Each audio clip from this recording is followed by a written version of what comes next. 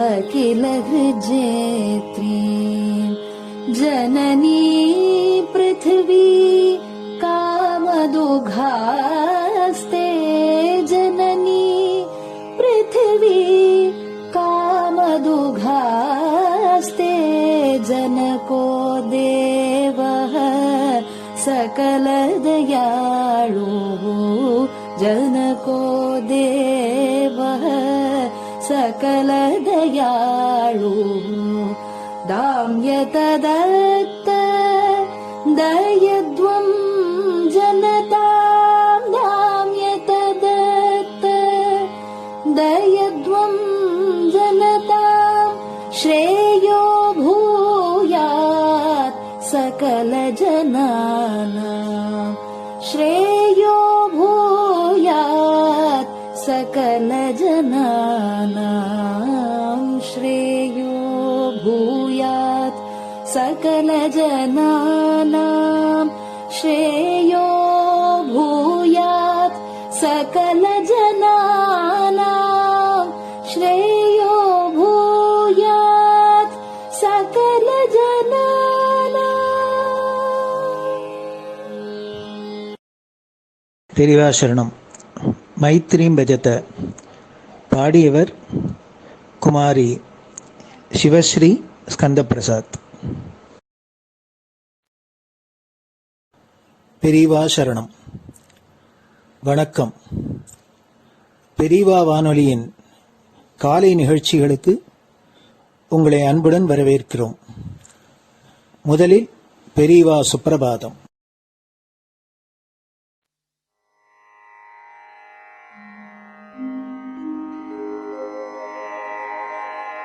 श्री महालक्ष्मी संतान स्वामीनाथ दयानिधे श्री चंद्रशेखर गुरो भवतु ते सुप्रभातम्.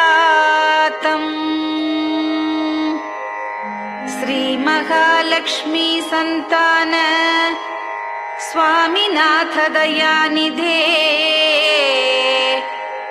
श्री चंद्रशेखर गुरो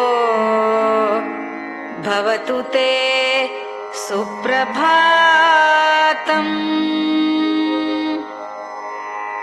सुब्रह्मण्यार्य कुमार श्रुतिसारस्वरूपिणे भगवच्छंकराचार्य भवतु ते सुप्रभातम्. सुब्रह्मण्यार्य कुमार श्रुतिसारस्वरूपिणे भगवच्छंकराचार्य भवतु ते सुप्रभातम्. उत्तिष्ठ स्वाम्यधिष्ठानात् जगद्गुरु महाप्रभो कामकोटिमठेशाय भवतु ते सुप्रभातम्.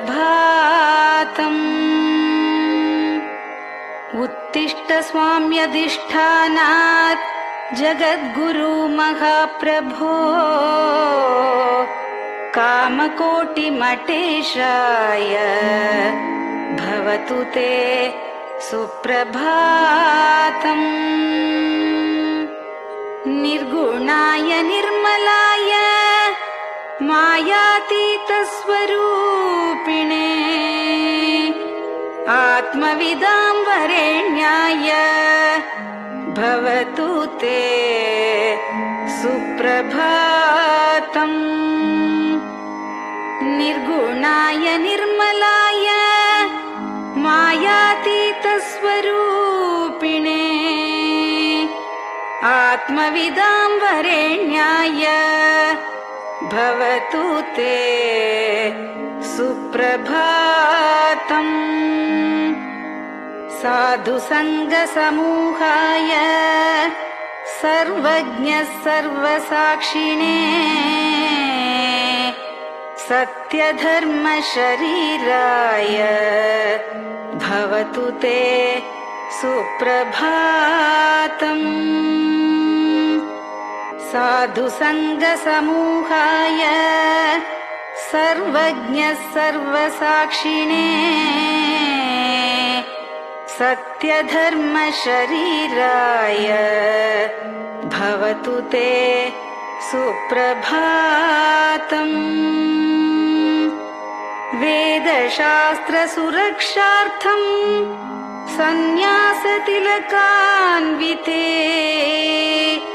शीघ्रमागच्छ भगवन् देहि मे दिव्यदर्शनम्। वेदशास्त्रसुरक्षार्थम् सन्न्यासतिलकान्विते शीघ्रमागच्छ भगवन् देहि मे दिव्यदर्शनम्। निराहारविनिद्राय निर्मोहाय निरञ्जन अप्राकृतशरीराय त्रैलोक्यं मङ्गलं कुरु। निराहारविनिद्राय निर्मोहाय निरञ्जन अप्राकृतशरीराय त्रैलोक्यं मङ्गलं कुरु। सम्पूर्णकल्याणगुण सच्चिदानन्दमद्गुरो अत्यद्भुतचरित्राय त्रैलोक्यं मङ्गलं कुरु। सम्पूर्णकल्याणगुण सच्चिदानन्दमद्गुरो अत्यद्भुतचरित्राय त्रैलोक्यं मङ्गलं कुरु। आदिमध्यान्तरहित चराचरमयान्विते अद्भुताय अशोकाय त्रैलोक्यं मङ्गलं कुरु। आदिमध्यान्तरहित चराचरमयान्विते अद्भुताय अशोकाय त्रैलोक्यं मङ्गलं कुरु। यस्य निःश्वसितं वेदाः शरीरं धर्ममेव च तस्य सद्गुरुवर्यस्य कीर्तिः वर्धतु वर्धतु। यस्य निःश्वसितं वेदाः शरीरं धर्ममेव च तस्य सद्गुरुवर्यस्य कीर्तिः वर्धतु वर्धतु।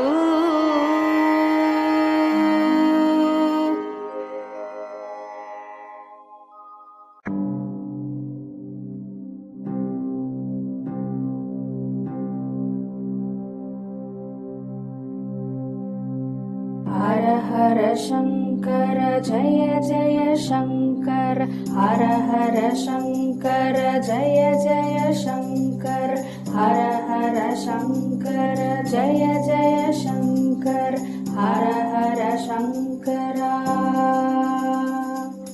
हर हर शङ्कर जय जय शङ्कर हर हर शङ्कर जय जय शङ्कर हर हर शङ्कर जय जय शङ्कर।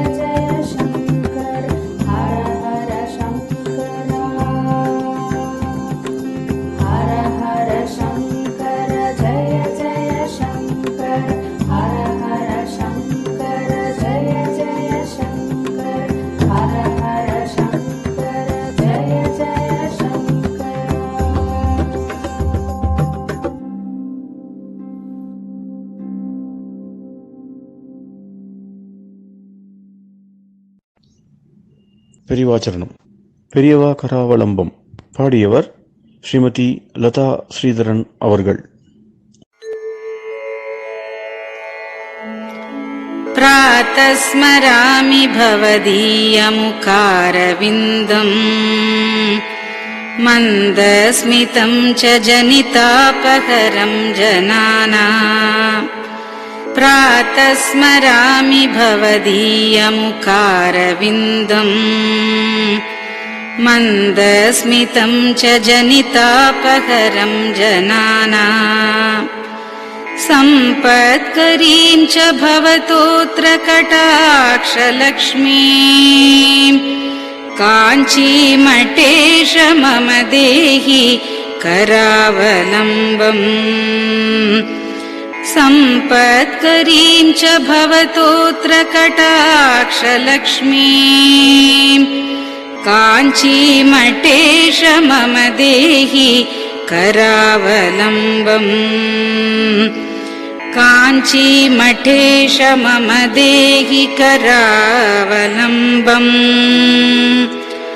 काञ्चीमठेश मम देहि करावलम्बम्. काञ्चीमठेश मम देहि करावलम्बम्.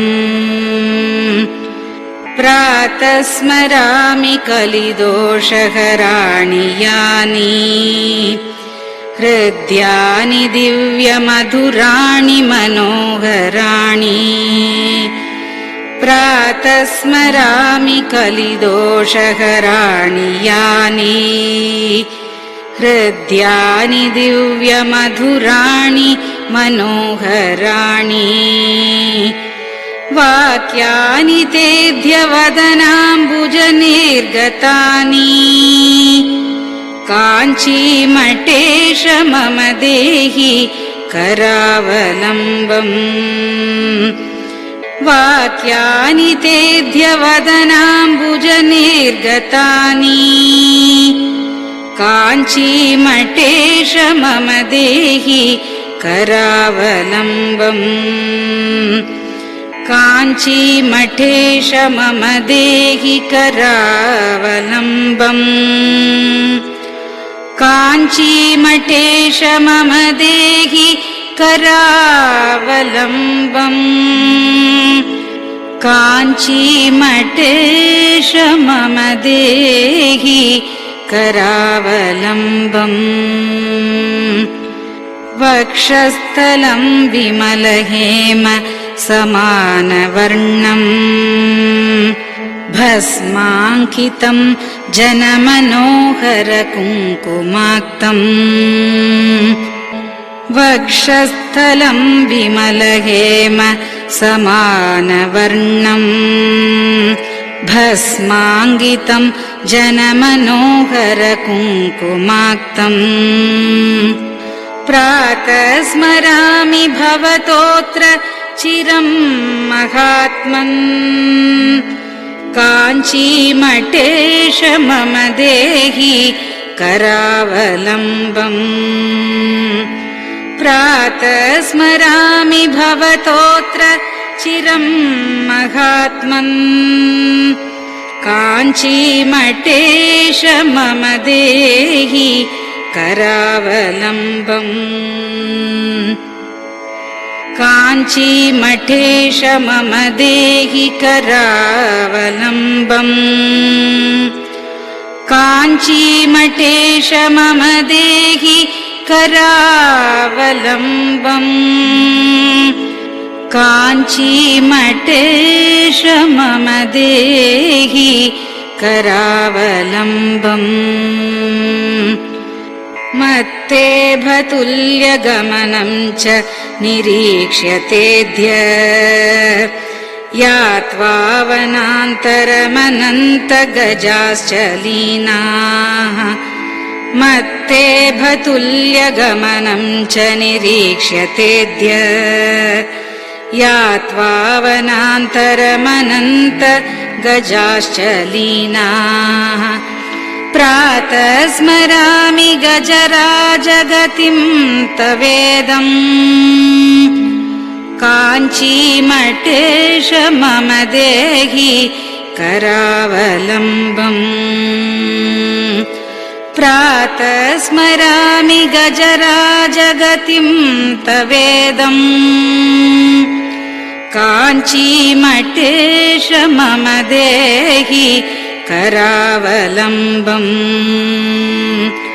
काञ्चीमठेश मम देहि करावलम्बम् काञ्चीमठेश मम देहि करावलम्बम् काञ्चीमठेश मम देहि करावलम्बम् दक्षेण दण्डमवलम्ब्य सदैतरेण हस्तेन चारुकलशं च विराजमानम् दक्षेण दण्डमवलम्ब्य सदैतरेण हस्तेन चारुकलशं च विराजमानम् रक्ताम्बरं च तव चारु कटिं स्मरामि काञ्चीमठेश मम देहि करावलम्बम् रक्ताम्बरं च तव चारु कटिं स्मरामि काञ्चीमठेश मम देहि करावलम्बम् काञ्चीमठेश मम देहि करावलम्बम् काञ्चीमठेश मम देहि करावलम्बम् काञ्चीमठेश मम देहि करावलम्बम् विस्मृत्य दोषमखिलं च ममापराधम् त्रातुं च याध्य भगवन् कृतबद्ध दीक्षा विस्मृत्य दोषमखिलं च ममापराधम् त्रातुं च याध्य भगवन् कृतबद्ध दीक्षा प्रातः स्मरामि यति पुङ्गवतेऽनुकम्पाम् काञ्चीमठेश मम देहि करावलम्बम् प्रातः स्मरामि यति पुङ्गवतेऽनुकम्पाम् काञ्चीमठेश मम देहि करावलम्बम् काञ्चीमठेश मम देहि करावलम्बम् काञ्चीमठेश मम देहि करावलम्बम् काञ्चीमठेश मम देहि करावलम्बम् प्रातः स्मरामि भवदीय पदारविन्दम्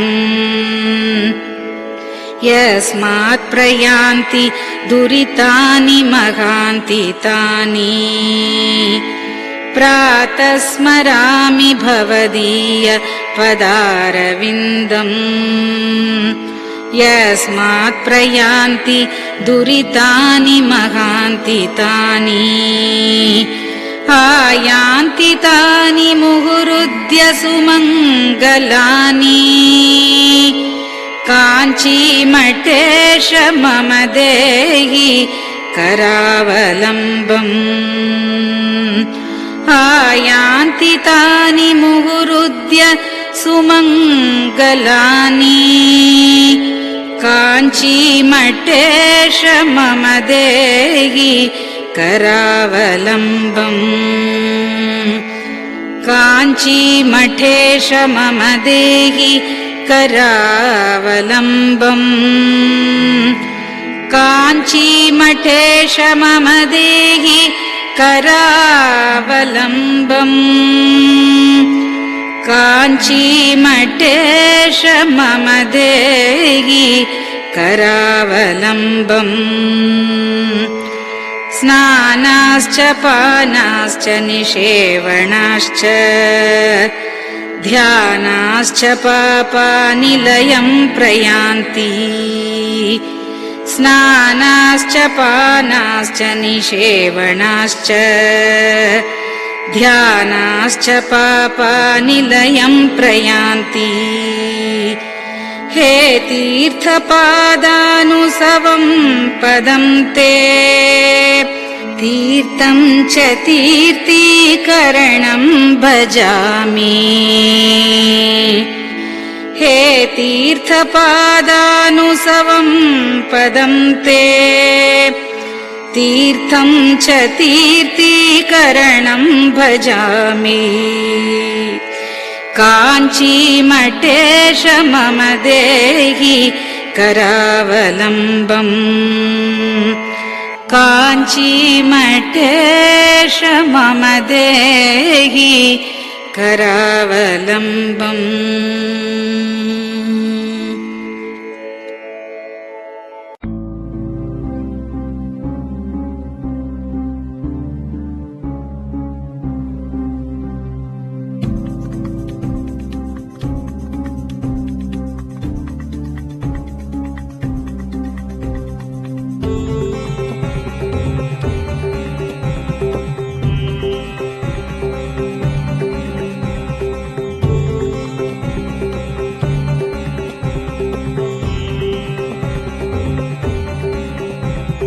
चन्द्रशेखर पाहि मां चन्द्रशेखर रक्ष मां चन्द्रशेखर पाहि मां जय चन्द्रशेखर रक्ष मां हर हर शम्भो शिव शिव शम्भो हर हर शम्भो शिव शिव शम्भो हर हर शम्भो शिव शिव शम्भो हर हर शम्भो शिव शिव शम्भो चन्द्रशेखर पाहि मां चन्द्रशेखर रक्ष मां चन्द्रशेखर पाहि मां जय चन्द्रशेखर रक्ष मां हर हर शम्भो शिव शिव शम्भो हर हर शम्भो शिव शिव शम्भो हर हर शम्भो शिव शिव शम्भो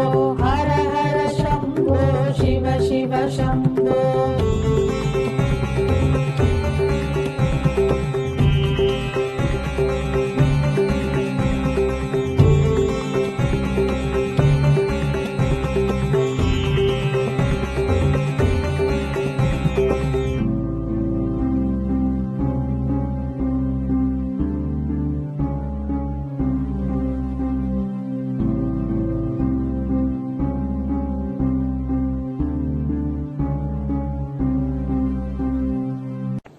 பெரியவா சரணம்.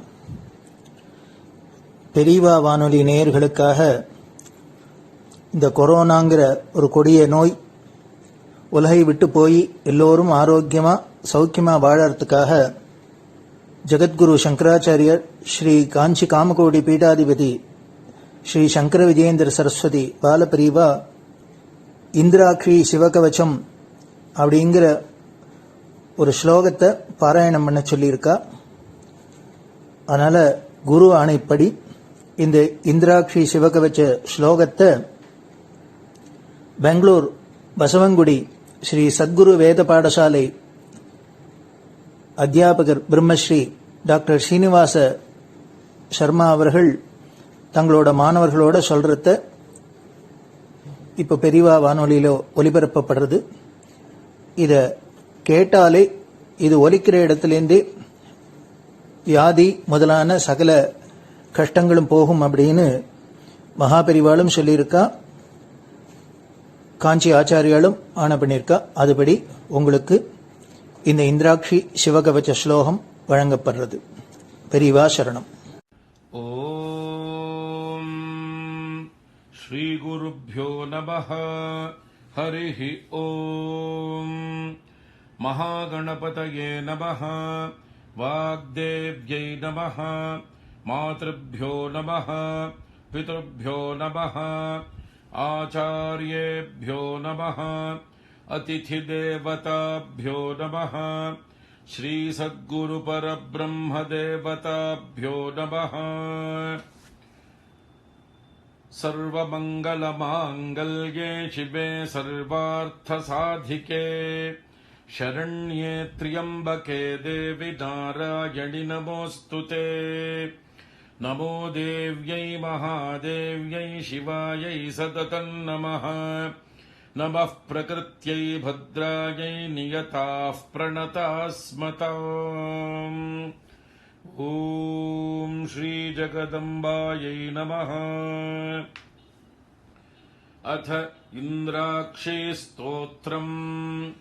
ॐ अस्य श्री इन्द्राक्षी स्तोत्रमहामन्त्रस्य शचीपुरन्दर ऋषिः अनुष्टुप्छन्दः श्री इन्द्राक्षी देवता महालक्ष्मीर्बीजम् भुवनेश्वरी शक्तिः माहेश्वरी कीलकम् श्री इन्द्राक्षी देवी प्रसाद सिद्ध्यर्थे जपे विनियोगः। ॐ अथ करन्यासाङ्गन्यासः। ॐ इन्द्राक्षीम् अङ्गुष्ठाभ्यां नमः। ॐ महालक्ष्मीम् तर्जनीभ्यां नमः। ॐ माहेश्वरीम् मध्यमाभ्यां नमः। ॐ अम्बुजाक्षीम् अनामिकाभ्यां नमः। ॐ कात्यायनीम् कनिष्ठिकाभ्यां नमः। ॐ कौमारीम् करतलकरपृष्ठाभ्यां नमः। ॐ इन्द्राक्षीम् हृदयाय नमः। ॐ महालक्ष्मीम् शिरसे स्वाहा। ॐ माहेश्वरीम् शिखायै वषट्। ॐ अम्बुजाक्षीम् कवचाय हुम्। ॐ कात्यायनीम् नेत्रत्रयाय वौषट्। ॐ कौमारीम् अस्त्राय फट्। भूर्भुवः सुवरोमिति दिग्बन्धः। ध्यानम्। ॐ नेत्राणाम् दशभिः शतैः परिवृता मत्युग्रचर्माम्बराम् हेमाभाम् महतीम् विलम्बितशिखा मामुक्तकेशान्विताम् घण्टामण्डितपादपद्मयुगळान् नागेन्द्रकुम्भस्तनीम् इन्द्राक्षीम् परिचिन्तयामि सततम् प्रत्यक्षसिद्धिप्रदाम्। इन्द्राक्षीम् द्विभुजाम् देवीम् पीतवस्त्रद्वयान्विताम् वामहस्ते वज्रधरान् दक्षिणेन वरप्रदाम्। इन्द्राक्षीम् नौमि युवतीम् नानालङ्कार भूषिताम् प्रसन्नवदनाम् भोजामप्सरो गणसेविताम्। ॐ अथ इन्द्राक्षी स्तोत्र प्रारम्भः।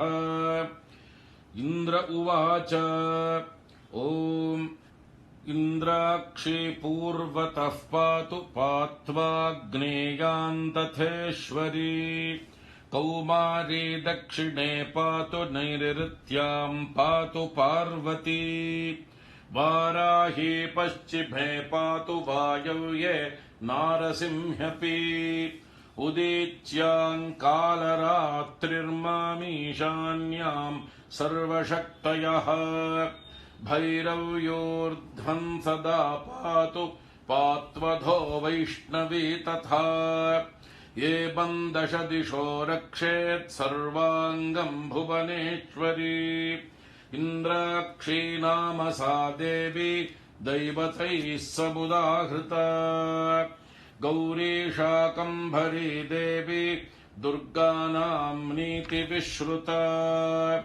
कात्यायनी महादेवी चण्डघण्टा महातपाः सावित्री सा च गायत्री ब्रह्माणी ब्रह्मवादिनी नारायणी भद्रकाली रुद्राणी कृष्णपिङ्गला अग्निज्वाला रौद्रमुखी कालरात्रि तपस्विनी मेघस्वना सहस्राक्षी विकटाङ्गी जडोदरी महोदरी मुक्तकेशी घोररूपा महाबला अजिता भद्रदानन्ता रोगहर्त्री शिवप्रिया शिवदूती कराली च शक्तिश्च परमेश्वरी आर्या दाक्षायणी चैव गिरिजा मेनकात्मजा महिषासुरसंहारी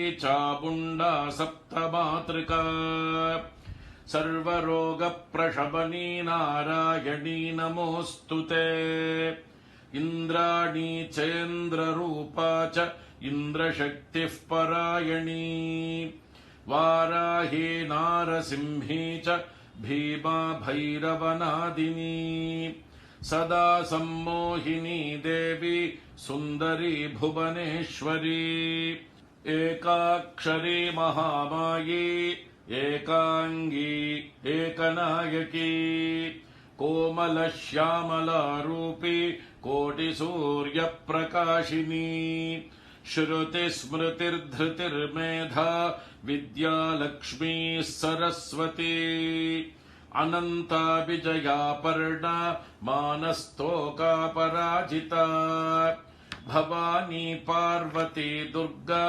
हैमवत्यम्बिका जया शिवा भवानी रुद्राणी शङ्करार्धशरीरिणी ऐरावत गजारूढा वज्रहस्ता धनुर्धरा ऐन्द्री देवी सदा कालम् शान्तिमाशु करोतु मे एतैर्नामपदैर्दिव्यैस्तुता शक्रेण धीमता आयुरारोग्यमैश्वर्यमपमृत्युभयापहम् क्षयापस्मारकुष्ठादि तापज्वरनिवारणम् शीतज्वरनिवारणमुष्णज्वरनिवारणम् सन्निज्वरनिवारणम् सर्वज्वरनिवारणम् सर्वरोगनिवारणम् सर्वशत्रुनिवारणम् महाभयनिवारणम् मनःक्लेशनिवारणम् शतमावर्तयेद्यस्तु मुच्यते व्याधिबन्धनात् आवर्तयन् सहस्रम् तु लभते वाञ्छितम् फलम् एतत् स्तोत्रम् जपेन्नित्यम् सर्वव्याधिविनाशनम् रणे राजभये चोरे सर्वत्र विजयी भवेत् सर्वमङ्गलमाङ्गल्ये शिवे सर्वार्थसाधिके शरण्ये त्र्यम्बिके गौरि नारायणि नमोऽस्तुते त्रिपाद्भस्म प्रहरणस्त्रिशिरा रक्तलोचनः समे प्रीतः सुखम् दद्यात् सर्वमय पतिर्ज्वरः ज्वरम् च ज्वरसारम् च ज्वरातिसारमेव च सन्निपातज्वरम् चैव शीतोष्णज्वरमेव च कौबेरन्ते मुखम् रौद्रम् नन्दिमन्नन्दिमावह ज्वरम् मृत्युभयम् घोरम् ज्वरम् नाशय मे ज्वर ॐ भस्मायुधाय विद्महे रक्तनेत्राय धीमहि तन्नो ज्वरहरः प्रचोदयात् ॐ ज्वरराजाय विद्महे त्रिशिरस्काय धीमहि तन्नस्त्रिपात् प्रचोदयात् मृत्योस्तुल्यम् त्रिलोकीम् ग्रसितुमतिरसान्निःसृताः किन्नु जिह्वाः किं वा कृष्णाङ्घ्रिपद्मद्युतिभिररुणिता विष्णुपद्याः पदव्यः प्राप्ताः सन्ध्याः स्मरारे स्वयमुत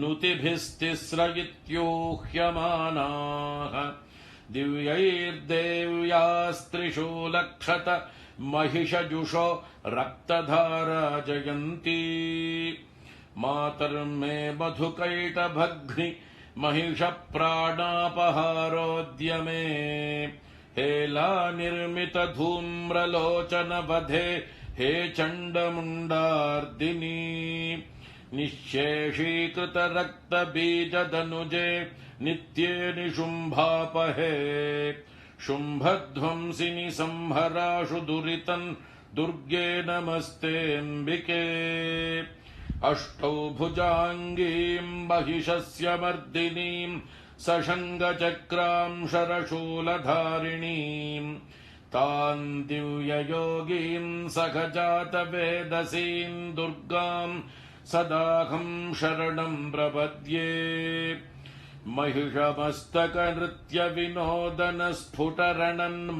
महिषमस्तकनृत्यविनोदनस्फुटरणन्मणिनूपुरमेखला जननरक्षणमोक्षविधायिनी जयतु शुम्भनिशुम्भनिषूदिनी ब्रह्माणी कमलेन्दुसौम्यवदना माहेश्वरी लीलया कौमारी रिपुदर्पणाशनकरी चक्रायुधा वैष्णवी वाराही घनघोर घर्घर मुखे दंष्ट्री च चक्रायुधा चामुण्डा गणनाथ रुद्रसहिता रक्षन्तु माम् मातरः उद्धतौ मधुकैटभौ महिषासुरन्तु निहत्यतम् धूम्रलोचन चण्डमुण्डक रक्तबीज मुखांश्च तान् दुष्टशुम्भनिशुम्भमर्दिनि नन्दितामरवन्दिते बिष्टपत्रय पुष्टिकारिणि भद्रकाळि नमोऽस्तु ते लक्ष्मी प्रदान समगे नवविद्रुमाभां विद्या प्रदान समगे शरदिन्दुशुभ्राम् विद्वेषि वर्ग विजये पितमालनिलाम् देवीम् त्रिलोकजननीम् शरणम् प्रपद्ये ॐ महादेव्यै च विद्महे सर्वसिद्ध्यै च धीमहि तन्नो देवी प्रचोदयात् ॐ श्रीं मं महादेव्यै नमः इतीन्द्राक्षी स्तोत्रम् ॐ इन्द्राणी मासु नारिषु सुभगा महमश्रवम् नह्यस्य अपरञ्च न जरसा परते पतिर्विश्वस्मादिन्द्र उत्तरः ॐ इन्द्राणी मासु नारिषु सुपत्नी महमश्रवम् नह्यस्य अपरञ्च न जरसा परते पतिः ॐ श्री इन्द्राक्षी परमेश्वर्यै नमः ॐ शान्ति शान्ति शान्तिः हरिः ॐ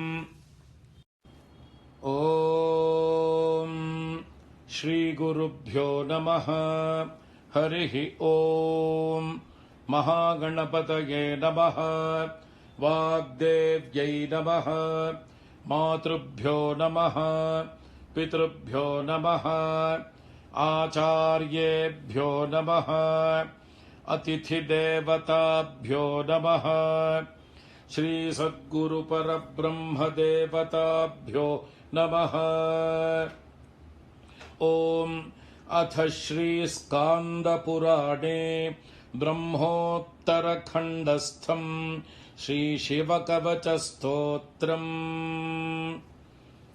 ॐ वागर्थाविपसम्पृक्तौ वागर्थप्रतिपत्तये जगतः पितरौ वन्दे पार्वती परमेश्वरौ माता च पार्वती देवी पिता देवो महेश्वरः बान्धवा शिवभक्ताश्च स्वदेशो भुवनत्रयम् मृत्युञ्जयाय रुद्राय नीलकण्ठाय शम्भवे अमृतेशाय शर्वाय महादेवाय ते नमः।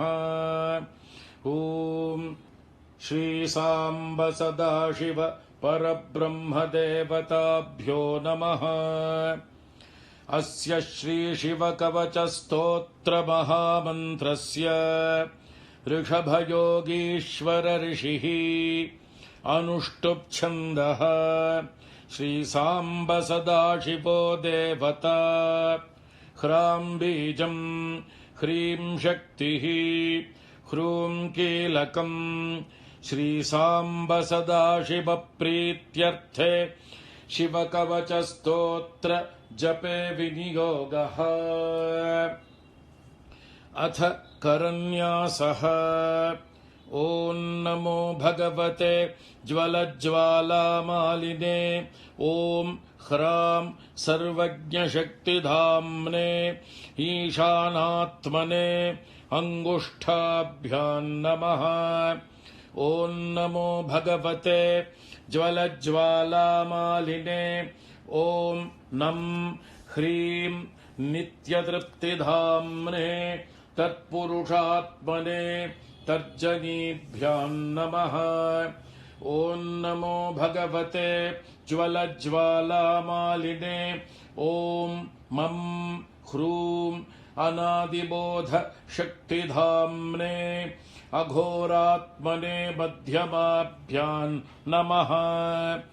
ॐ नमो भगवते ज्वलज्ज्वालामालिने ॐ शिं ह्रैं स्वतन्त्रशक्तिधाम्ने वामदेवात्मने अनामिकाभ्यां नमः।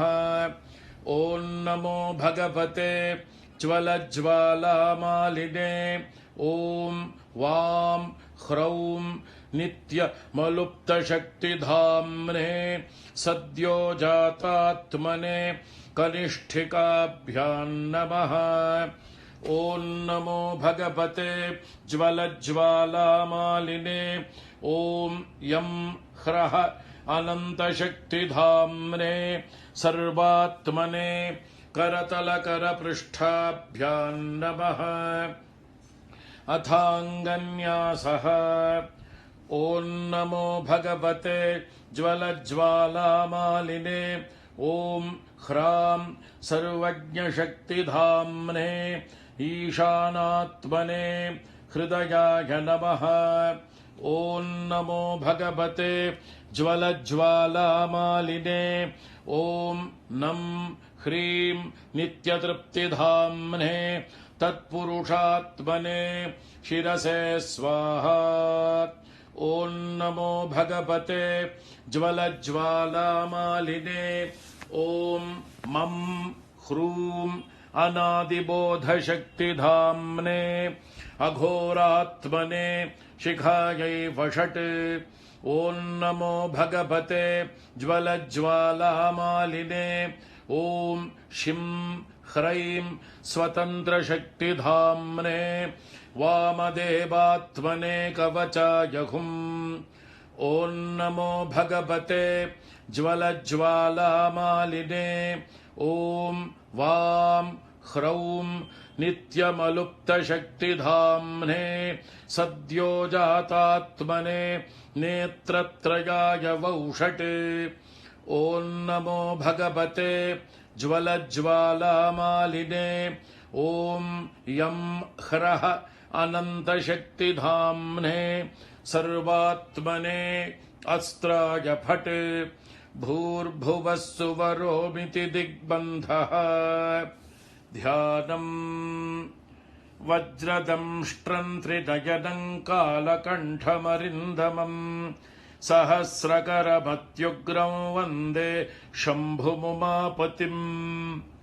अथापरं सर्वपुराणगुह्यं निःशेषपापौघहरं पवित्रम् जयप्रदं सर्वविपद्विमोचनं वक्ष्यामि शैवं कवचं हितायते। ऋषभयोगीश्वर उवाच नमस्कृत्वा महादेवं विश्वव्यापिनमीश्वरम् वक्ष्ये शिवमयं वर्म सर्वरक्षाकरन् नृणाम् शुचौ देशे समासीनो यथावत्कल्पितासनः जितेन्द्रियो जितप्राणश्चिन्तये शिवमव्ययम् हृत्पुण्डरीकान्तरसन्निविष्टं स्वतेजसा व्याप्तनभोऽवकाशम् अतीन्द्रियं सूक्ष्ममनन्तमाद्यं ध्यायेत्परानन्दमयं महेशम् ध्यानावधूताखिलकर्मबन्धश्चिरञ्चिदानन्द निमग्नचेताः षडक्षरन्याससमाहितात्मा शैवेन कुर्यात् कवचेन रक्षा अथ कवचस्तोत्रम् ॐ मां पातु देवोऽखिलदेवतात्मा संसारकूपे पतितङ्गभीरे तन्नाम दिव्यं वरमन्त्रमूलं धुनोतु मे सर्वघं हृदि स्थम् सर्वत्र मां रक्षतु विश्वमूर्तिर्ज्योतिर्मयानन्द घनश्चिदात्मा अणोरणीयानुरुशक्तिरेकः स ईश्वरः पातु भयादशेषात्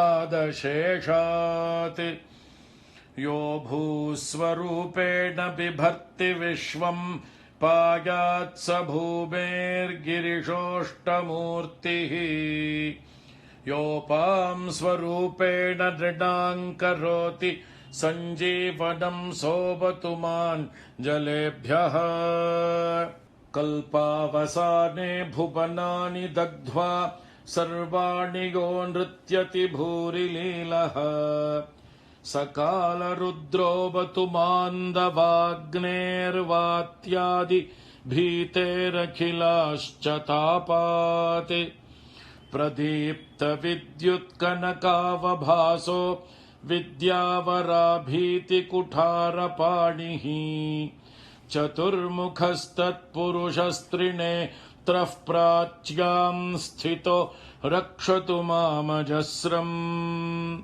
कुठारवेदाङ्कुशपाशशूलः कपालमालाक्ष गुणान्दधानः चतुर्मुखो नीलरुचिस्त्रिनेत्रः पायादघोरो दिशि दक्षिणास्याम् कुन्देन्दुशङ्खस्फटिकावभासो वेदाक्षमालावरदाभयाङ्कः त्र्यक्षश्चतुर्वक्त्र उरुप्रभावः सद्योऽधिजातोऽवतु मां प्रतीच्याम् वराक्षमालाभयटङ्क हस्तः सरोजकिञ्जल्कसमानवर्णः त्रिलोचनश्चारुचतुर्मुखो मां पायादुदीच्यां दिशि वामदेवः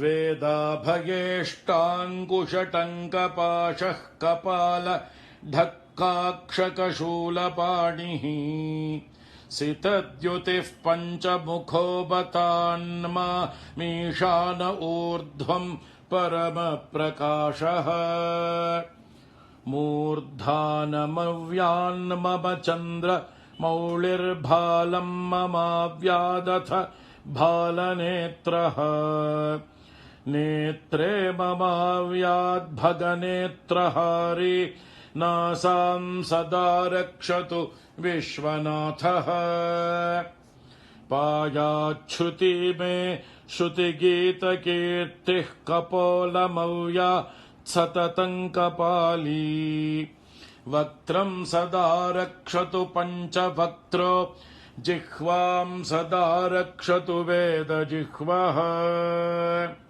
कण्ठं गिरीशोऽवतु नीलकण्ठः पाणिद्वयं पातु पिनाकपाणिः स्कन्धौर्षस्कन्धगतिश्च सोऽव्यात् पार्श्वद्वयम् पातु सुरासुरेशः दोर्मूलमव्यान्मम धर्मबाहुर्वक्षस्थलम् दक्षमखान्तको व्यात् ममोदरम् पातु गिरीन्द्रधन्वा मध्यम् ममाव्यान्मदनान्तकारी हेरम्बतातो मम पातु नाभिम् पायात् कटिन् धूर्जटिरीश्वरो मे स्मरारिरव्यान्मम गुह्यदेशम् पृष्ठम् सदा रक्षतु शूलपाणिः ऊरुद्वयम् पातु कुबेरमित्रो जानुद्वयम् मे जगदीश्वरो व्यात् जङ्घायुगम् पुङ्गवकेतुरव्यात् पादौ ममाव्यात् सुरवन्द्यपादः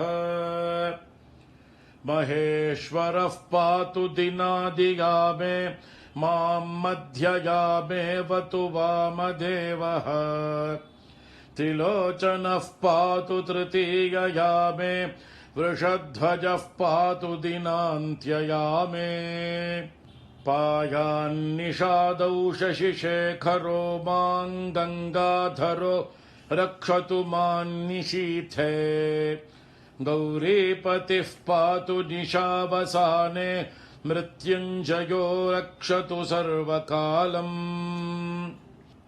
अन्तःस्थितम् रक्षतु शङ्करो माम् स्थाणुः सदा पातु बहिःस्थितम् माम् तदन्तरे पातु पतिः पशूनाम् सदाशिवो रक्षतु माम् समन्तात् तिष्ठन्तमव्याद्भुवनैकनाथः पाया ध्वरजन्तम् प्रमथाधिनाथः वेदान्तवेद्योऽवतु मान्निषण्णम् मामव्ययः पातु शिवशयानम् मार्गेषु माम् रक्षतु नीलकण्ठः शैलादिदुर्गेषु पुरत्रयारिः अरण्यवासादिमहाप्रवासे पायान्मृगव्याधौदारशक्तिः कल्पान्तकालोऽग्रपटुप्रकोपस्फुटाट्टहासोच्चलिताण्डकोशः घोरारिसेनार्णवदुर्निवार महाभयाद्रक्षतु वीरभद्रः पत्यश्वमातङ्ग घटावरूथः सहस्रलक्षायुत कोटिभीषणम् अक्षौहिणीनाम् शतमाततायिनाम् छिन्द्यान् मृडो घोरकुठारधारय निहन्तु दस्यून् प्रलयानलार्चिर्ज्वलत्रिशूलम् त्रिपुरान्तकस्य शार्दूलसिंहर्क्षवृकादिहिंस्रान् सन्त्रासयत्वेषधनुः पिनाकः दुःस्वप्नदुःशकुनदुर्गतिदौर्मनस्य दुर्भिक्षदुर्व्यसन दुस्सह दुर्यशांसि उत्पाततापविषभीति मसद्ग्रहार्तिं व्याधींश्च नाशयतु मे जगतामधीशः ॐ अथ सहस्राक्षरमन्त्रः ॐ नमो भगवते सदाशिवाय सकलतत्त्वात्मकाय सकलतत्त्वविदूराय सकललोकैककर्त्रे सकललोकैकभर्त्रे सकललोकैकसंहर्त्रे सकललोकैकगुरवे सकललोकैकसाक्षिणे सकलनिगमगुह्याय सकलवरप्रदाय सकलदुरितार्तिभञ्जनाय सकलजगदभयङ्कराय सकललोकैकशङ्कराय शशाङ्कशेखराय शाश्वतनिजाभासाय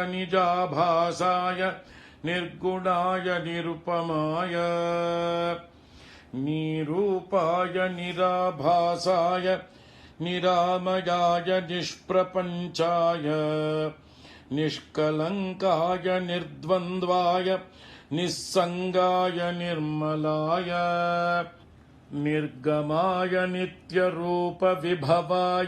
निरुपमविभवाय निराधाराय नित्यशुद्धबुद्धपरिपूर्ण सच्चिदानन्दाद्वयाय परमशान्तप्रकाशाय तेजोरूपाय जय जय महारुद्र महारौद्र भद्रावतार दुःखदावदारुण महाभैरव कालभैरव कल्पान्तभैरव कपालमालाधर खट्वाङ्गखड्ग चर्मपाशाङ्कुशढमरुशूल चापबाणगदाशक्ति भिण्डिपालतोमरमुसलमुद्गर पट्टशपरशू परिघभुषण्डेशतघ्नि चक्राद्यायुधभीषणकर सहस्रमुखदंष्ट्राकरालवदन विकटाट्टहासविस्फाटित ब्रह्माण्डमण्डल नागेन्द्रकुण्डल नागेन्द्रहार नागेन्द्रवलय नागेन्द्रचर्मधर मृत्युञ्जय त्र्यम्बक त्रिपुरान्तक गंगाधर विरूपाक्ष विश्वेश्वर विश्वरूप वृषभवाहन विषभूषण सर्पभूषण विश्वतो मुख सर्वतो मां रक्ष रक्ष ज्वल ज्वल प्रज्वल प्रज्वल महामृत्युभयमपमृत्युभयन्नाशय नाशय रोगभयमुत्सादयोत्सादय विषसर्पभयं शमय शमय चोरान्मारय मारय मम शत्रूनुच्चाटयो चाटय शूलेन विदारय विदारय कुठारेण भिन्धि भिन्धि खड्गेन छिन्धि छिन्धि खट्वाङ्गेन विपोथय विपोथय मुसलेन निष्पेषय निष्पेषय बाणैः सन्ताडय सन्ताडय रक्षांसि भीषय भीषय भूतानि विद्रावय विद्रावय कूष्माण्डवेतालमारीगण ब्रह्मराक्षसान् सन्त्रासय सन्त्रासय ममाभयं कुरु कुरु वित्रस्तं मामाश्वासयाश्वासय नरकभयान् मामुद्धारयोद्धारय सञ्जीवय सञ्जीवय क्षुतृष्णार्तं मामाप्याययाप्यायय दुःखातुरं मामानन्दयानन्दय शिवकवचेन मामाच्छादयाच्छादय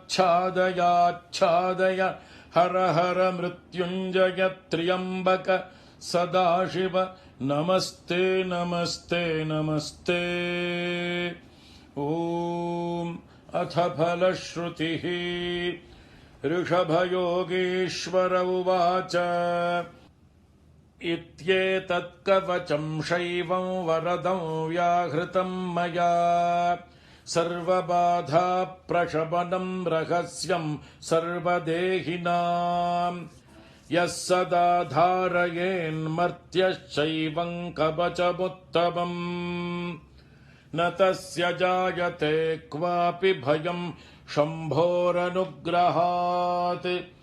क्षीणायुर्मृत्युमापन्नो महारोगहतोऽपि वा सद्यः सुखमवाप्नोति दीर्घमायुश्च विन्दति सर्वदारिद्र्यशमनं सौमङ्गल्यविवर्धनम् यो धत्ते कवचं शैवं सदेवैरपि पूज्यते महापातकसङ्घातैर्मुच्यते चोपपातकैः देहान्ते शिवमाप्नोति शिवर्मानुभावतः त्वमपि श्रद्धया वत्स शैवं कवचमुत्तमम् धारयस्व मया दत्तं सद्यः श्रेयो ह्यवाप्स्यसि सूत उवाच इत्युक्त्वा ऋषभो योगी तस्मै पार्थिवसूनवे ददौ शङ्खं महारावं खड्गं चारिनिषूदनम् पुनश्च भस्म सम्मन्त्र्य तदङ्गं सर्वतो स्पृशत् गजानां 6,000 द्विगुणं च बलं ददौ भस्म प्रभावात् सम्प्राप्त बलैश्वर्यधृतिस्मृतिः स राजपुत्रः शरधर्क इव श्रिया तमाह प्राञ्जलिं भूयः स योगी राजनन्दनम् एष खड्गो मया दत्तस्तपो मन्त्रानुभावतः शितधारमिमं खड्गं यस्मै दर्शयसि स्फुटम् स सद्यो म्रियते शत्रुः साक्षान् मृत्युरपि स्वयम् अस्य शङ्खस्य निर्ह्रादं ये शृण्वन्ति तवाहिताः ते मूर्च्छिताः पतिष्यन्ति न्यस्तशास्त्र विचेतनाः खड्गशङ्खाभिमौ दिव्यौ परसैन्यविनाशिनौ आत्मसैन्यस्य पक्षाणां शौर्यतेजोभिवर्धनौ एतयोश्च प्रभावेन शैवेन कवचेन च 2,600 नागानां बलेन महतापि च भस्मधारणसामर्थ्याच्छत्रुसैन्यं विजेष्यसि प्राप्त्य सिंहासनं पित्र्यङ्गोप्तासि पृथिवीमिमाम् इति भद्रायुषं सम्यगनुशास्य समातृकम् ताभ्यां सम्पूजितः सोऽथ योगी स्वैरगतिर्ययौ इति श्रीस्कान्दपुराणे ब्रह्मोत्तरखण्डस्थं श्रीशिवकवचस्तोत्रम् ॐ वागर्थाभिवसम्पृक्तौ वागर्थप्रतिपत्तये जगतः पितरौ वन्दे पार्वती परमेश्वरौ नमः सूर्याय चन्द्राय मङ्गलाय बुधाय च गुरुः शुक्रशनिभ्यश्च राहवे केतवे नमः मृत्युञ्जयाय रुद्राय नीलकण्ठाय शम्भवे अमृतेशाय शर्वाय महादेवाय ते नमः ॐ शान्ति शान्ति शान्तिः ॐ नमो वर्मिणे च वरुथिने च नमो बिल्बिने च कवचिने च नमः श्रुताय च श्रुत सेनाय च नमः शम्भवे च मयो भवे च नमः शङ्कराय च मयस्कराय च नमः शिवाय च शिवतराय च ॐ त्वं तुरीया वशिनी वशासि सकृद्य त्वा मनसा गर्भ आशयत् वशात्त्वं वशिनी गच्छ देवान् सत्याः सन्तु यजमानस्य कामाः समस्तसन्मङ्गलानि भवन्तु ॐ शान्ति शान्ति शान्तिः श्रीगुरुभ्यो नमः हरिः ॐ तत्सत् सर्वं श्रीकृष्णार्पणमस्तु. பெரியவா சரணம். நீங்கள் கேட்க இருப்பது பெரியவா குரல். மகா பெரியவா உபன்யாசங்களில் இருந்து சில பகுதிகள். எழுதி வாசித்தவர்கள், பேசினவர்கள் எல்லாரும் சொன்னது அவர்களுடைய உணர்ச்சி வசத்தினால சொல்லியிருக்கிறார்கள். எல்லாம் நல்லா தான் இருக்கு.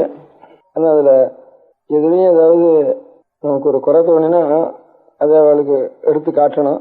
அநேகமாக சொன்னவள் எல்லாரும் ஒரு விஷயத்து கூட சேர்த்துட்டே வந்து ஒரு விஷயத்த மாத்திரம் சேர்த்துட்டே வந்து சொல்லியிருக்கா. இந்த நான் இத்தனை நாள் ஒரு வருஷத்துக்கு மேலாக நான் அநேக நாள் உபன்யாசங்கள்லாம் பண்ணியிருக்கேன். அந்த உபன்யாசங்களில் சொன்னபடி நாம் எல்லாரும் நடக்கணும். நாம் நடக்கிறது அந்த மாதிரி சொன்னபடி நடக்கிறது தான் அவர்களுக்கு நாம் செய்யும்படியான கைமாறு பிரத்யுபகாரம். இந்த ஒரு அபிப்பிராயம் எல்லாரும் பேஷண்ட்டு சொல்லலை, அவாவா தனித்தனியாக ஒவ்வொருவரும் அந்த ஒரு அபிப்பிராயத்தை ஒன்று சேர்த்து சொல்லிட்டு இருக்கா. அது ஒன்று மாத்திரம் சொல்லாமல் இருந்தால் எனக்கு இன்னும் திருப்தியாக இருக்கும். ஏன்னா என்னுடைய திருப்திக்காகத்தான் இவ்வளவும் எழுதி வச்சிருக்கா, இவ்வளவும் பேசியிருக்கா.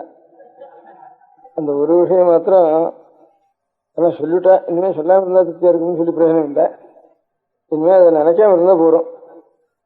இனிமேல் ஆக வேண்டிய காரியம் அதை நினைக்காம இருக்கணும். ஏன்னா இப்போ இத்தனை நாள் நான் உபன்யாசம் பண்ணேன். அந்த உபன்யாசப்படி இன்னும் நடக்க வேண்டியது பாக்கி இருக்கு. எல்லாரும் அந்த பாக்கி இருக்கிறத பூர்த்தி பண்ணிடணும் அப்படின்னு இனிமேல் நாமெல்லாம் சொன்ன உபதேசத்தில் ஏதாவது ஒரு அம்சத்தையாவது நாம் பூர்த்தி பண்ணிவிட்டா அதுதான் அவர்களுக்கு நம்ம செய்ய வேண்டிய பிரத்யுபகாரம்னு சொன்னத்தில் இன்னும் எல்லாரும் செய்யலை. சிலது இத்தனை நாள் செய்யாது இனிமேல் செய்ய போகிறா அப்படின்னு அர்த்தம் பண்ணுறதாகும் அது. அதனால் நாம் சொல்கிறதெல்லாம் எல்லாரும் செய்து விடுறா செய்யன்னு நினைக்கிறதே ஒரு கணக்கு பார்த்துட்டு ஒரு காரியம் செய்ய தெரியாதவன்னு அர்த்தம் அதுக்கு. நாம் சொல்கிறதெல்லாம் எல்லாரும் செய்து போகிறான்னு நினச்சோம்னா சாத்தியம் இல்லை. இல்லை எவ்வளவோ அநேக இடைஞ்சல்கள் இருக்கும் உலகத்தில். முதல்ல நம்பிக்கை வரணும். நம்பிக்கை வந்ததுக்கு அப்புறம் முடியும். சில காரியம் முடியும், சில காரியம் முடியாது. அந்த மாதிரி அநேக காரியங்கள் இருக்கு. அதனால எல்லாருடைய வாழ்க்கைகளையும் அடியோடு மாற்றிடுவோம்னு நினைச்சுட்டு ஒரு காரியத்துக்கு பிரவர்த்திச்சாலன்னா அதே அவளுக்கு சரியா பட்ஜெட் போட தெரியல, சரியா பிளான் போட தெரியலன்னு அர்த்தம். அதனால ஆனால் உலகத்தில் சில பேர்னால சிலருடைய உபதேசங்கள்னாலேயோ சிலருடைய நூல்கள்னாலேயோ உலகத்தில் இன்னும் சிலருடைய வாழ்க்கை முறை மாறுகிறது என்பது சில இடங்களில் பார்க்கிறோம். அநேக மதஸ்தாபகர்கள் பூர்வத்தில் இருந்திருக்க. அந்த மதஸ்தாபகர்களால அநேக மாறுதல்கள் ஒரு காலங்களில் ஒரு புரட்சிகள் நடந்திருக்கு என்பது வாஸ்தவம்தான். ஆனால் என்ன அபிப்பிராயம், அதெல்லாம் அவர்களுடைய உபன்யாசத்தினால நடக்கலை. உபன்யாசத்தினால ஒன்றுமே நடக்காது அப்படின்னு அபிப்பிராயம் எனக்கு. பிரச்சாரத்தினாலேயோ உபன்யாசத்தினாலேயோ தற்காலத்தில் ஒரு சந்தோஷம் உற்சாகம் அது ஏற்படுமே தவிர ஸ்திரமான ஒரு மாறுபாடு என்பது உபன்யாசத்தில் நடக்காதுன்னு என் அபிப்பிராயம். இப்போ இது வரைக்கும் சொன்ன எல்லாரும் இத்தனை நாள் நாம் உபன்யாசத்துக்கு கொண்டுட்டோம். அந்த உபன்யாசத்தில் கொஞ்சமாவது நாம் செய்ய வேண்டாமா, அதை அனுஷ்டானத்துக்கு கொண்டு வர வேண்டாமா அப்படின்னு சொல்லியிருக்கா. இந்த உபன்யாசத்தை கேட்டு ஏதானும் ஒரு மாறுபாடு ஏற்பட்டுருக்குமானா அது இத்தனை நாளைக்குள்ள எவ்வளவு மாறுபாடு ஏற்பட்டதோ அவ்வளோதான். அதுவும் உபன்யாசம் முடிஞ்சோடனே அதுவும் கொஞ்சம் கொஞ்சம் குறைஞ்சு போயிடும். அதில் உபன்யாசத்தினால் ஏற்பட்ட மாறுபாடுங்கிறது ஒரு தற்கால உற்சாகத்தினால ஏற்படக்கூடியது. அதனால இதை நான் பார்த்திருந்தா தப்பு. அதனால அது சொல்றதும் இத்தனை நாள் சரியா முழுக்க செய்யல, கொஞ்சம் கொஞ்சம் தான் செய்திருக்கோம், இன்னும் பாக்கி முழுக்க செய்யணும் அப்படின்னு சொல்றதும் எனக்கு ஒரு அவமானமா இருக்கு. ஏதாவது ஒருத்தருடைய மனசுல அவர்களுடைய இதுவரைக்கும் இருந்த பழக்கத்தை கொஞ்சம் மாற்ற வேணும். மாற்றினா அவர்களுக்கு நல்லது. சில பழக்கங்கள் நல்லதுக்கு இல்லாம கொஞ்சம் கெடுதலான பழக்கங்கள் அநேகம் வந்துட்டு நம்ம தேசத்துல ஜனங்களுக்கும் வந்துட்டுது அப்படின்னு அபிப்பிராயம் இருந்தா அதே அவர்களுடைய பழக்கத்தை மாற்ற வேணும் என்றால் இந்த மாற்றுவதற்கு வேண்டிய ஒரு சக்தியினால இதாகுமே தவிர உபன்யாசத்தினால் ஆகாது. அந்த சக்தி என்ன?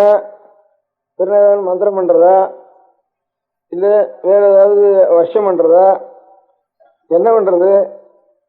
இது வரைக்கும் எங்கேயாவது உலகத்துல அநேக ஒரு மனுஷனுடைய வாழ்க்கையோ நல்வழி கொஞ்சம் அவனுடைய முறையை மாற்றி கொஞ்சம் வேற தினசாக கொண்டு வந்திருக்கிறதோ இது வரைக்கும் என்ன மாதிரி நடந்திருக்குன்னா, யாருக்கு ஜனங்களுடைய ஒரு பழக்கங்கள்லாம் நல்ல பழக்கமாகணும், அவர்களெல்லாம் நல்ல க்ஷேமத்தை அடையணும் அப்படிங்கிற எண்ணம் இருக்கோ அந்த நல்ல பழக்கத்தை தானே அனுஷ்டிக்கணும். உபன்யாசமே பண்ண வேண்டாம்.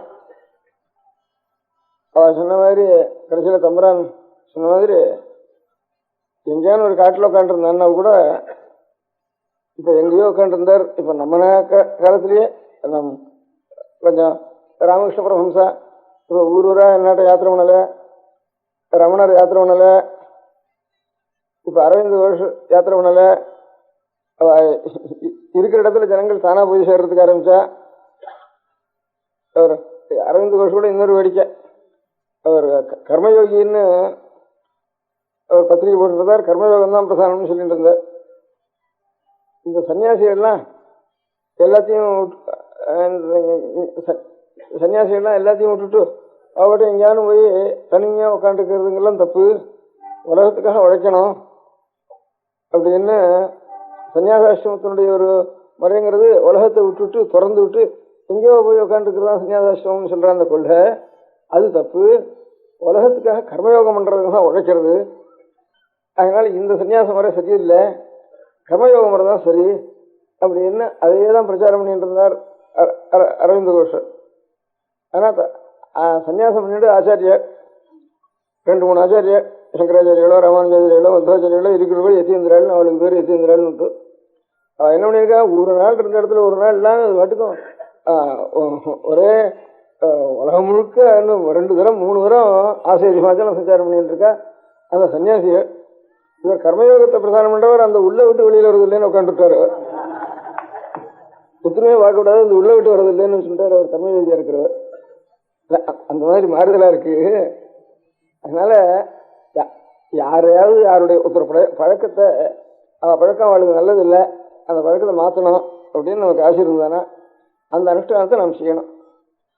நம்ம மனசுல அதை நம்பிக்கை வரணும். முதல்ல உபன்யாசம் பண்ணா கூட நம்பிக்கை இல்லாமே உபன்யாசம் விடுவோம்.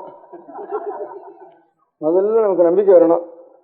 நம்பிக்கை வர்றதுக்கு அப்புறம் நம்ம முதல்ல சரி பண்ணிக்கிறதுக்கு நம்மளால முடியுமான்னு முதல்ல பார்த்துக்கணும். நீ அதை பண்ணு இது பண்ணுன்னு வெய்யறது ரொம்ப சுலபம். யாராவது ஒருத்தனுக்கு இன்னொருத்தனுடைய பழக்கத்தை மாற்ற முடியுமானால் அதுக்கு உபன்யாசமே வேண்டாம். அவன் எத்தனைக்கு எத்தனை அவனுடைய அதுல ஒரு நல்ல நம்பிக்கையும் முடிய வரைக்கும் தன்னை அவன் அடக்கிக்கொண்டு அந்த மாதிரி முறையில தன்னை சீர்படுத்தி கொண்டிருந்தானால், அப்படி சீர்படுத்தி கொண்டவன் எவ்வளவு வரைக்கும் தன்னை சீர்படுத்தி கொண்டிருக்கானோ அவ்வளவு வரைக்கும் உலகம் சீர்பட்டு போயிடும். உலகம்னா ஆலயம் சீர்படுத்தணும்னு மனசில் நினைக்கிறானோ அவ சீர்பட்டு போயிடுவான். அதனால என் அபிப்பிராயம், அது உங்களுக்கு ரொம்ப கடுமையா தோணினாலும் கூட உலகம் இப்ப நான் சொல்றபடி எல்லாரும் கேட்கலன்னு உங்களுக்கு எல்லாம் கூட ரொம்ப பரிதாபப்படுறேன். ஒவ்வொருத்தரும் தனித்தனியா பரிதாபப்படுற. நான் சொன்னது ஒருத்தரும் கேட்க மாட்டேங்கிறாளே, இன்னும் எல்லாம் கேட்டா தேவையில்லையே அப்படின்னு. அந்த பரிதாபம் என்ன எதில் பண்ணணும்னா, அவளை என்ன அடைக்கின்ற முடியாத சக்தி அவ்வளவுதான் எனக்கு இருக்கு. என்னை எவ்வளவு அடைக்கின்ற சக்தி எனக்கு இருக்கோ அது வரைக்கும் நீங்க எல்லாம் புரிஞ்சிருக்க. இன்னும் எவ்வளவு புரிஞ்சணும்னு ஆசைப்படுறீங்களோ அவ்வளவு எனக்கு பேர் உங்களுக்கு இருக்கு. நான் சுவாமியை பிரார்த்திக்கிறதோ இல்ல சுவாமி பிரார்த்திக்கிறது கஷ்டப்படுறதோ பிரயோசனம் பண்றதோ எனக்காவது நான் சுத்தகிருஷ்ணன் ஆயிட்டோன்னா நீங்க எல்லாரும் சுத்தம் உபன்யாசம் பண்ணதுனால பிரயோஜனம் இல்லை. ஆனா இப்ப நெருப்பாட்டத்துக்கு வெங்கடாசம் 1 வருஷம் உபன்யாசம் பண்ணிட்டு இருப்பேன். இது வேலை கிட்ட வேலை உபன்யாசத்தை சட்டம் 100 வருஷம்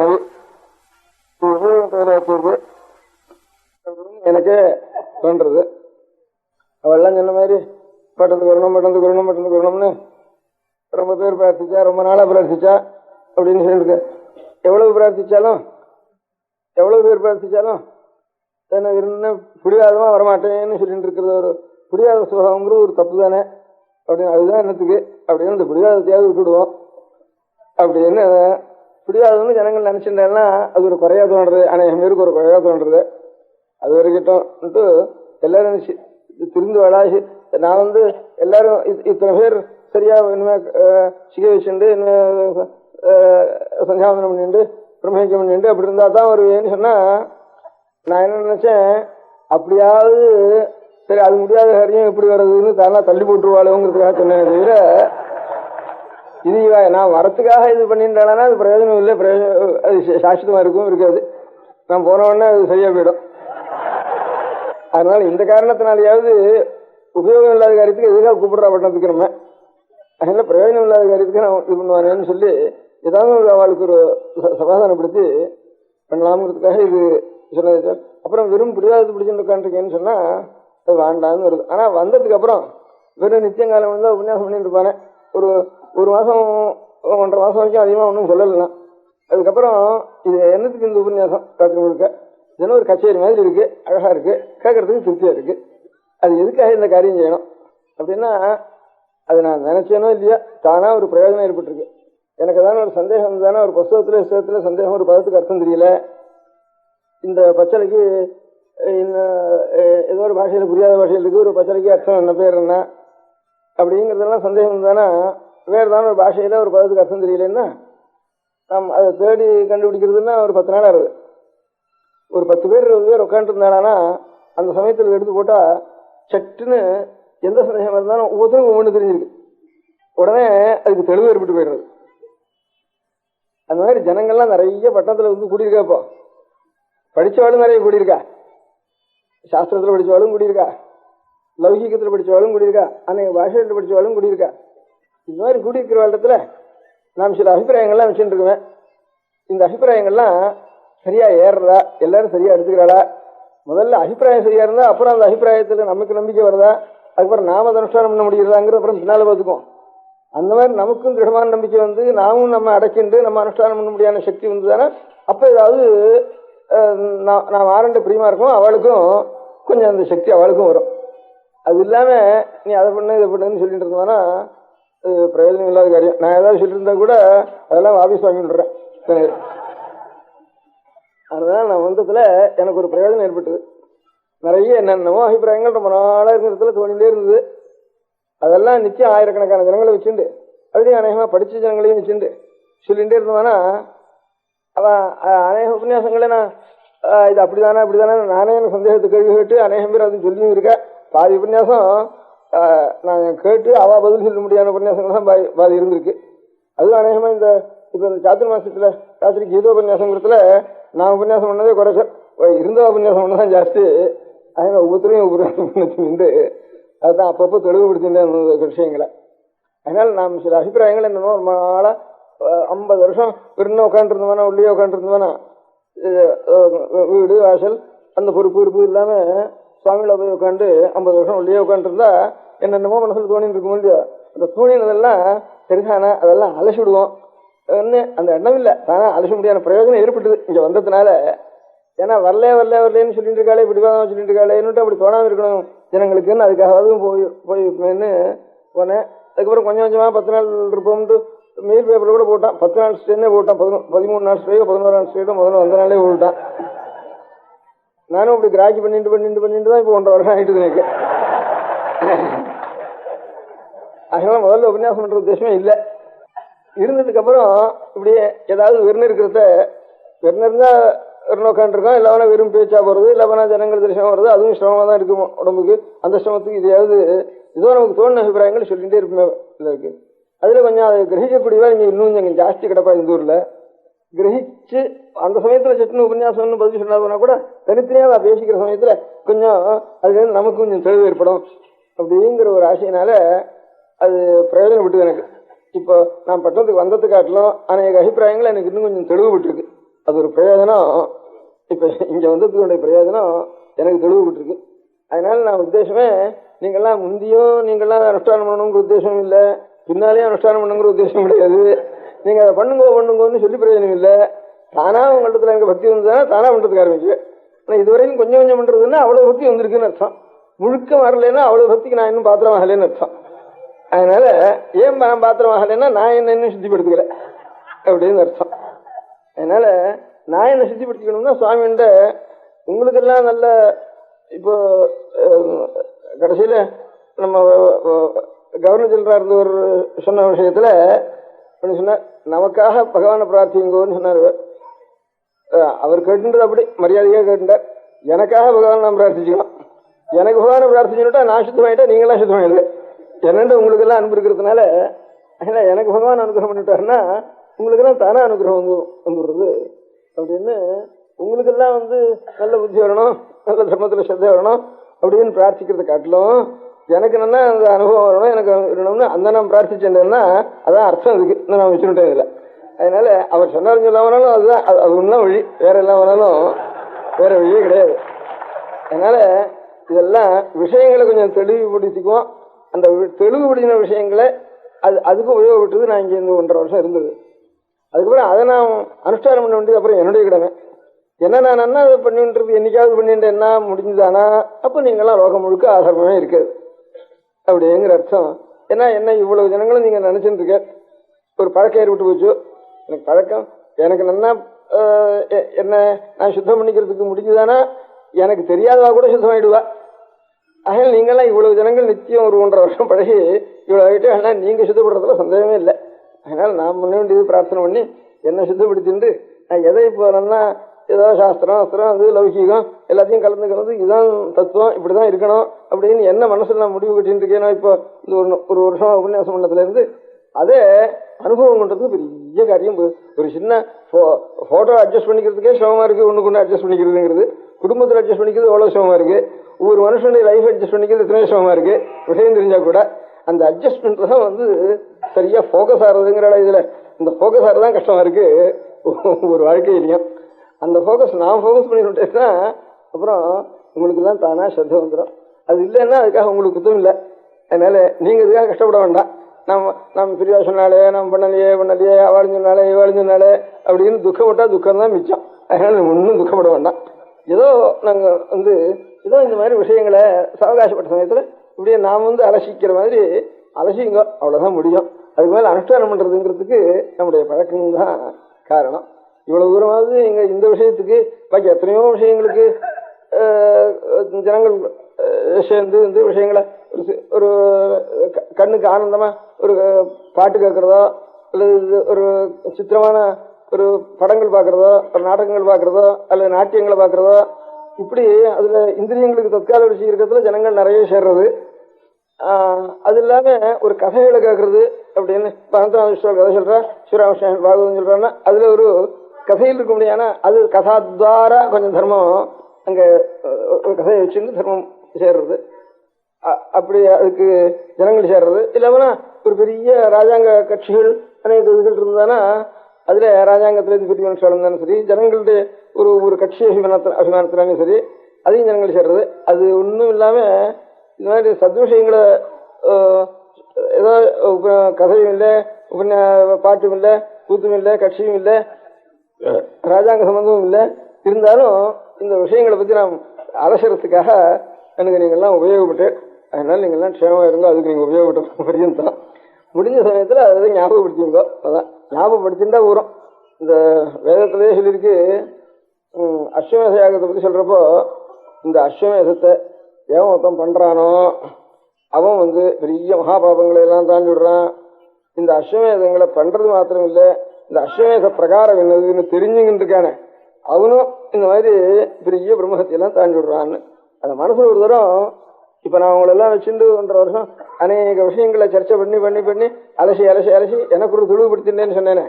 அந்த மாதிரி அநேகம் பேர் தெரிஞ்சவாளும் இங்கே சேர்ந்து இருக்கிறதுனால நான் தெளிவுபடுத்தினேன். அந்த மாதிரி நீங்களும் அதே மாதிரி அது ஒண்ணு மாதிரி இதெல்லாம் நாம் என்னவா இருக்கணும், நாம் இருக்கிறது எப்படி அப்படிங்கிறத மனசுல மாத்திரம் சாவகாசம் இருக்கிற சமயத்துல ஆலோசிச்சு பார்த்துங்க. அவ்வளவுதான். அதுக்கப்புறம் அனுஷ்டானம் பண்ணுங்க. அனுஷ்டானம் பண்ணாதான் பாவம் இல்ல நமக்கு நன்றி இல்லாதவா நீங்க அப்படின்னு சொல்றதெல்லாம் தப்புன்னு என்ன அபிப்பிராயம். ஒன்று சொல்லணுமானா இது நான் சொல்கிறேன். அந்த மாதிரி நம்முடைய வாழ்க்கை இப்படி இருக்க, எப்படி இருக்கணும், அதுக்கு எவ்வளோ தூரம் வித்தியாசம் இருக்குது, நம்மளால் எவ்வளோதான் முடியுமா முடியாதா, இல்லாமல் முடியாதவனா அதுதான் நல்லது அப்படிங்கிறதையாவது மனசில் நினச்சிருந்தா போகிறோங்கிறது தான் என் அபிப்பிராயம். உங்களை அனுஷ்டானத்தை மாற்றுறதுங்கிறது பெரிய காரியம். இப்போ நானே என்னோட அனுஷ்டானத்தில் மாற்ற முடியலன்னா அப்புறம் என்ன நம்பின்னு இருக்கிறவ நீங்கள் நான் பண்ணிட்டு தான் உங்களை இது பண்ணணும். ஸ்வயந்தரிதமட்சமாக கசமசவு பராந்தாரயத்துன்னு சாஸ்திரம் இருக்குது. அதனால் ஏதானுத்துல பெரிய மதாச்சாரியாலாம் ஒரு மதங்களை புரட்சி பண்ணி பெரிய அநேக தினங்களை அவ காலத்தில் பெரிய சாந்தாளாயும் இந்தாளாயும் அநேக பேர் இப்போ அந்தந்த காலத்தில் ஒரு மத ஸ்தாபகால் பண்ணினான்னு சொன்னால் அது காரணம் அவள் அதே மாதிரி அனுஷ்டிச்சுட்டு இருந்தா அதே மாதிரி தன்னுடைய வாழ்க்கையே அந்த மாதிரி சீர்படுத்தி சரிப்படுத்திக்க முடியாத சக்தி அவளுக்கு இருந்தது. அதனாலதான் லோகம் முழுக்க ஒரு மதஸ்தாபனமானது அப்படியாச்சு. அது இல்லாமல் வெறும் உபன்யாசம் பண்றதுனால உலகம் முழுக்க சரியா போறதுங்கிறது நினைக்கிறதே தப்பு. அந்த மாதிரி நான் நினைச்சுட்டா கூட நான் நினைச்சது கூட தப்பு தான், சரியா போறதுன்னுட்டு. அதனால நான் நினைக்கவும் இல்லை. அதனால நான் பிரார்த்தனை பண்ணிக்கிறேன் பகவானை, இவ்வளவு தூரம் நீங்கள்லாம் உபகாரமா இருந்த எனக்கு இந்த மாதிரி ஒரு சாஸ்திர விஷயங்களை சொல்றதுக்கும் கேட்கறதுக்கும் உற்சாகமா அதை கவனிக்கிறதுக்கும் சர்ச்சை பண்றதுக்கும் சந்தோஷப்படுறதுக்கும் அதுல ஏதாவது இது இருந்தானா அதுகளுக்கு சந்தேகம் கேட்கறதுக்கும் இல்ல ஆட்சேபங்கள் இருந்தானே இப்படி இருக்கு அப்படின்னு கேட்கறதுக்கும் இதுக்கெல்லாம் நீங்கள்லாம் எனக்கு இத்தனை நாள் 1.5 வருஷம் உபகாரமா இருந்திருக்கேன். அந்த விஷயத்துல எனக்கு ரொம்ப தெளிவுபடுத்திட்டேன்னா இன்னும் கொஞ்சம் பகவானை நான் பிரார்த்திச்சுட்டு இருக்கேன். என்ன பகவான் சுத்தப்படுத்தி என்னை சுத்தப்படுத்தணும்னு ஒரு பிரார்த்தனை பகவானது நான் பண்ணிக்கணும். பண்றேனோ இல்லையா, பண்ணிக்கணும்னு நினைவாது இருக்கேன். பண்ணும். இப்போ இந்த பேசுறதுனாலதான் அந்த நினைவாவது வருது, இல்லைன்னா அது கூட வராது பேசுறதுனால. அதில் அதை நான் பண்ணிக்க வேண்டியது என்னுடைய கடமை. அப்படி பண்ணி என்னைக்காவது எனக்கோ இன்னும் யாருக்கோ யாரு இப்படி பண்ணாலும் சரி யாருக்காவது அந்த மாதிரி பகவத் அனுகிரகம் ஏற்பட்டு அவள் தன்னுடைய ஆத்மாவை சரியா சீர்படுத்திட்டானா அப்போ சட்டுன்னு லோகம் முழுக்க சரியாயிடும். அப்போ அந்த மாதிரி அனுஷ்டானங்கள் முழுக்க மாறணுமானா அந்த மாதிரி சரியாகும். அப்படி மாறலன்னா புத்தினாலேயாவது அப்பப்போ ஆலோசிச்சுட்டு கொஞ்சம் நாம் தெளிவுபடுத்திட்டு இருந்தா இது நல்லது அப்படிங்கிற எண்ணமாவது இருந்தானா அதுவே நமக்கு க்ஷேமத்தை உண்டு பண்ணும். அப்படின்னு புத்தினாலேயாவது இது நல்லது, நாம் இருக்கிறது நம்மளால முடியல, அதனால கொஞ்சம் முடிஞ்ச வரைக்கும் ஏதாவது எப்போ முடியறதோ அப்போ பூர்த்தி ஆகட்டும் அப்படிங்கிற எண்ணமாவது இருந்து இருக்கிறதா ரொம்ப சந்தோஷம் எனக்கு. அதனால இப்போ இதனால நாம் எல்லாரும் பெரிய சொன்னத்தை அனுஷ்டானம் பண்ணணும்னு நாம் பகவான் இடத்துல சொல்லணும். தவிர எல்லாரும் அனுஷ்டானம் பண்ணல, நான் அனுஷ்டானம் பண்ணணும்னு பகவான் சொன்னா தானா அனுஷ்டானம் லோகத்துல நிறுத்தம். அந்த மாதிரி எங்க காரியம் அது, அதை நான் பாத்துக்கிறேன்னா பாத்துக்கலையா, எங்க காரியம் அது. உங்க காரியம் இந்த மாதிரி மனசுல இந்த மாதிரி அப்பப்போ எது நாம எப்படி இருக்கோம், இன்னும் எப்படி இருக்கணும், அதுக்கு வித்தியாசம் என்ன, சரி நம்மளால முடியாமலும் அதுதான் நல்லது அப்படிங்கிற எண்ணமாவது உங்களுக்கு இருந்துருக்கிறது பெரிய க்ஷேமம் அப்படின்ட்டு பண்றது. எல்லாரும் இவ்வளவு ஜனங்களுடைய ஒரு பழக்கம் வந்ததுனால எனக்கு வேற பொழுதுபோக்கு இல்லாம இந்த நல்ல பொழுதுபோக்காச்சு இந்த 1 வருஷம் 1.5 வருஷம் நிச்சயம் ராத்திரி 2 மணி 3 மணி இதுல இருந்து நல்ல பொழுதுபோக்காச்சு.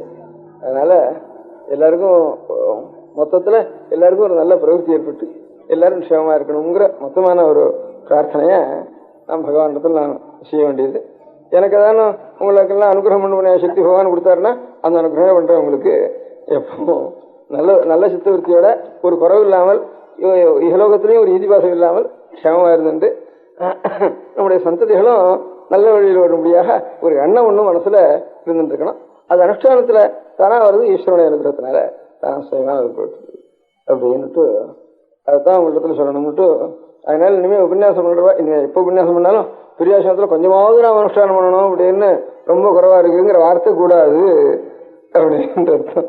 எல்லாரும் லோகாசம்ஸ்தா சுகினோகத்துங்கிற ஒரு எண்ணம் இருக்கு, அந்த எண்ணம் தான் நம்மளால முடியும். அதுக்கு மேல முடிகிறதுங்கிறது வெறும் பிறலிதான் பேச்சுதான். அது அந்த எண்ணமாவது நமக்கு இருந்துன்னு இருக்கட்டும், அந்த எண்ணத்தையாவது நாங்கள் இருந்து நம்ம சிரமமா இருப்போம் அப்படிங்கிறதான். நான் உங்களுக்கு இதுல ஒரு தப்பு இருக்கு, இத்தனை சொன்னதுல ஒரு தப்பு இருக்குன்னு சொன்னேன். அந்த தப்பு அவ சொன்னதுல உங்களுக்காக நான் பிரார்த்திக்கிறதுன்னு சொன்னது இல்லை, எனக்காக நான் பிரார்த்திச்சோன்னா உங்களுக்காக அப்புறம் எல்லாரும் சேர்த்து நீங்க வேற நான் வேற இல்லை, எல்லாரும் சேர்ந்துதான் நான் எனக்கு பிரார்த்திச்சுட்டா உங்களுக்கு எல்லாம் பிரார்த்திச்சு பண்ண மாதிரி எல்லாம் அபேதோட பிரார்த்திச்சுக்கிறேன். நம பார்வதி பதயே. பெரியவாசரணம். அடுத்த நிகழ்ச்சி நித்திய குரு பாதுகா பூஜை. शुक्लाम्बरधरम् विष्णुम् शशिवर्णम् चतुर्भुजम् प्रसन्नवदनम् ध्यायेत् सर्वविघ्नोपशान्तये। ममोपात्त समस्त दुरितक्षयद्वारा श्री परमेश्वर प्रीत्यर्थम् गुरुप्रसाद सिद्ध्यर्थम् गुरुप्रीत्यर्थम् गुरुपादपूजाम् अद्य करिष्ये। गुरुब्रह्मा गुरुर्विष्णुर्गुरुर्देवो महेश्वरः गुरुः साक्षात् परब्रह्म तस्मै श्रीगुरवे नमः। अपारकरुणासिन्धुम् ज्ञानदम् शान्तरूपिणम् श्रीचन्द्रशेखरगुरुम् प्रणमामि मुदान्वहम्।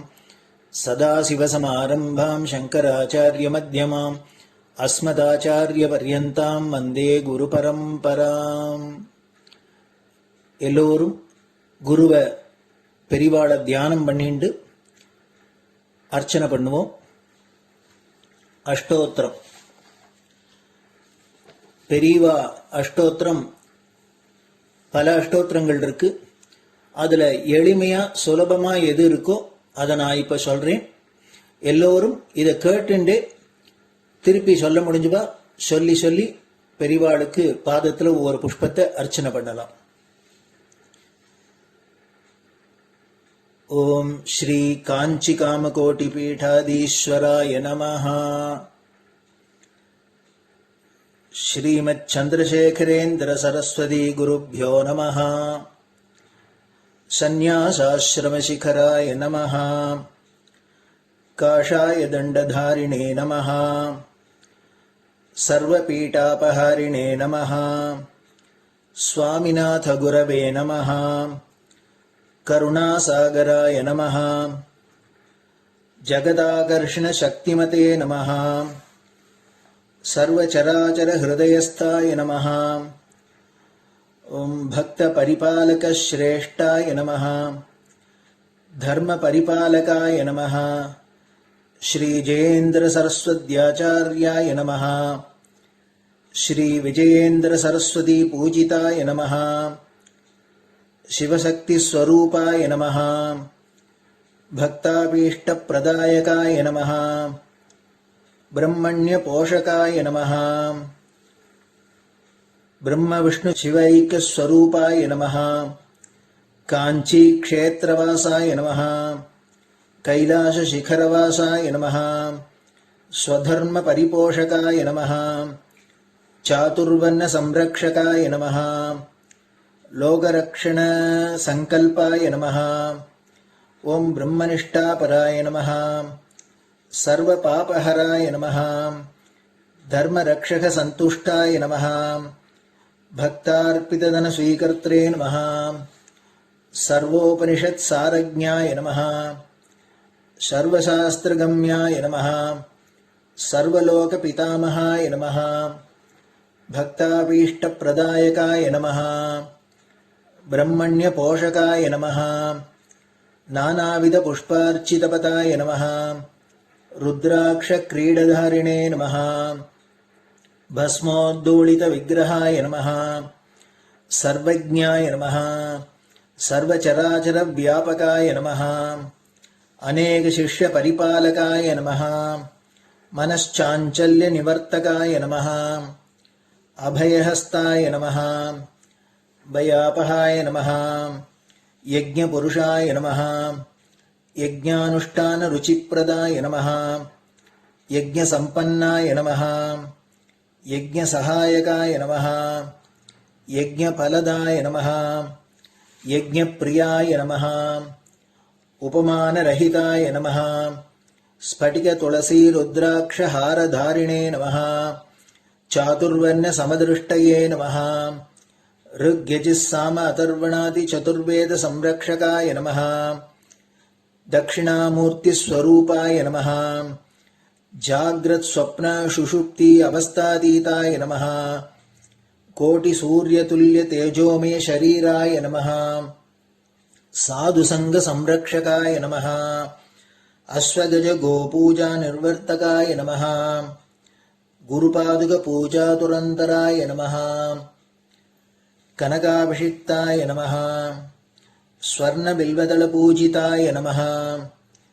सर्वजीव मोक्षदाय नमः मूकवाक्तान निपुणाय नमः नेत्रदीक्षादानाय नमः द्वादशलिङ्गस्थापकाय नमः गानरसप्रियाय नमः ब्रह्मज्ञानोपदेशकाय नमः सकलकलासिद्धिताय नमः चातुर्वण्यपूजिताय नमः अनेकभाषासम्भाषण कोविताय नमः अष्टसिद्धिप्रदायकाय नमः ओम श्री शारदामठसुस्थिताय नमः नित्यान्नदानसुप्रीताय नमः प्रार्थनामात्रसुलभाय नमः पादयात्राप्रियाय नमः नानाविधमतपण्डिताय नमः श्रुतिस्मृतिपुराणज्ञाय नमः देवयक्षकिन्नरकिंपुरुषपूज्याय नमः श्रवणानन्दकरकीर्तये नमः दर्शनानन्दाय नमः अद्वैतानन्दभरिताय नमः अव्याजकरुणामूर्तये नमः शैव वैष्णवादिमान्याय नमः श्रीशङ्कराचार्याय नमः दण्डकमण्डलोहस्ताय नमः वीणामृदङ्गसकलवाद्यनाथस्वरूपाय नमः रामकथारसिकाय नमः वेदवेदाङ्ग आगमादिसकलकलासतस्प्रवर्तकाय नमः हृदयगुहाशयाय नमः शतरुद्रीयवर्णितस्वरूपाय नमः केदारेश्वरनाथाय नमः अविद्यानाशकाय नमः निष्कामकर्मोपदेशकाय नमः लघुभक्तिमार्गोपदेशकाय नमः लिङ्गस्वरूपाय नमः सालग्रामसूक्ष्मस्वरूपाय नमः कालड्यां शङ्करकीर्तिस्तम्भनिर्माणकर्त्रे नमः जितेन्द्रियाय नमः शरणागतवत्सलाय नमः श्रीशैलशिखरवासाय नमः डमरुकनादविनोदाय नमः वृषभारूढाय नमः दुर्मदनाशकाय नमः आभिचारिकदोषहर्त्रे नमः मिताहाराय नमः मृत्युविमोचकशक्त्याय नमः श्रीचक्रार्चनतत्पराय नमः दासानुग्रहकारकाय नमः अनुराधानक्षत्रजाताय नमः सर्वलोकख्यातशीलाय नमः वेङ्कटेश्वरचरणपद्मषट्पदाय नमः श्री महात्रिपुरसुन्दरी समेत श्री चन्द्रमौळीश्वर पूजाप्रियाय नमः श्रीमच्चन्द्रशेखरेन्द्र सरस्वती सद्गुरु परब्रह्मणे नमः गुरुभ्यो नमः परमगुरुभ्यो नमः परमेष्टिगुरुभ्यो नमः परात्परगुरुभ्यो नमः गुरुपरम्पराभ्यां नमः गुरुपादुकाभ्यां नमो नमः அடுத்தது ஊதுபத்தி இருந்தா அதை காமிச்சு தூபம், நெய் தீபம் இருந்தா காமிச்சு அதை நெய் தீபம் தீபம் காமிச்சுட்டு நைவேத்தியம் வெத்தலைப்பாக்கு பழம் இதுலேருந்து ஆரம்பிச்சு அவளுக்கு எது சௌரியமோ அதுபடி நைவேத்தியம் பண்ணலாம். அதுக்கு அடுத்தது கற்பூர ஹாரத்தி பண்ணி எல்லோரும் பிரதட்சிண நமஸ்காரம் பண்ணி பெரியவாள்கிட்ட பிரார்த்தனை பண்ணிண்டு எல்லோரும் க்ஷேமமா இருக்கணும், லோகம் பரம மங்களமா சௌக்கியமா இருக்கணும், எல்லோரும் வியாதி வெக்க இல்லாத ஆயுராரோக்கிய ஐஸ்வர்யத்தோட சாந்தம் அமைதியோட ஞான வைராக்கியத்தோட எல்லோரும் நல்லவர்களாயிருந்து நன்மையை அடையணும்னு பிரார்த்தனை பண்ணி இந்த பூஜையை தினம் செய்யலாம். குரு பிரம்மா குருர் விஷ்ணுர் குருர் தேவோ மகேஸ்வரः குரு சாட்சாத் பரபிரம்ம தஸ்மை ஸ்ரீ குரவே நமः. அபார கருணா சிந்தும் ஞானதம் சாந்தரூபிணம் ஸ்ரீ சந்திரசேகர குரும் பிரணமாமி முதான்வகம்.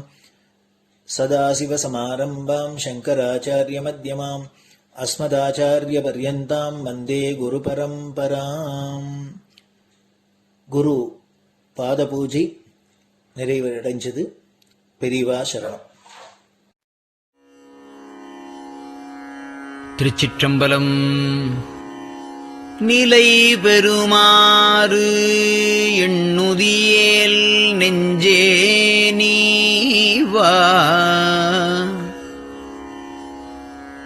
நித்தலும் எம்பிரானுடைய கோயில் புக்கு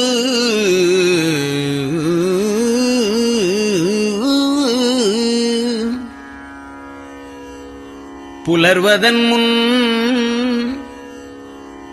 அலகிட்டு மெழுக்குமிட்டு பூமாலை புனைந்து ஏத்தி புகழ்ந்து பாடி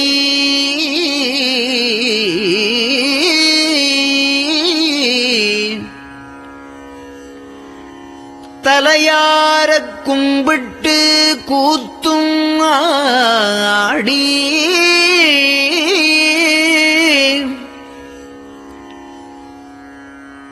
சங்கரா ஜய போற்றி போற்றி என்றும்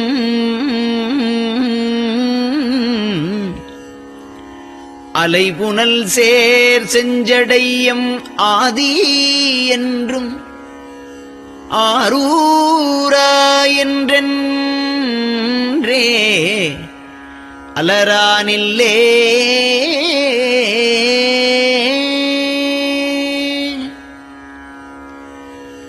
தந்தது உந்தன்னை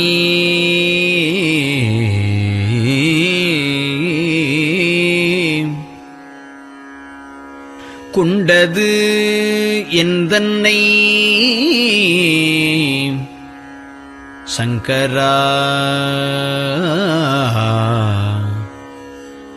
ஆர்கோலோ சதுரர் அந்தம் ஒன்றில்லா ஆனந்தம் பெற்றேன். யாது நீ பெற்றது ஒன்று என்பால் சிந்தையே கோயில் கொண்டயம் பெருமான் திருப்பெரும் துறையுரை சிவனே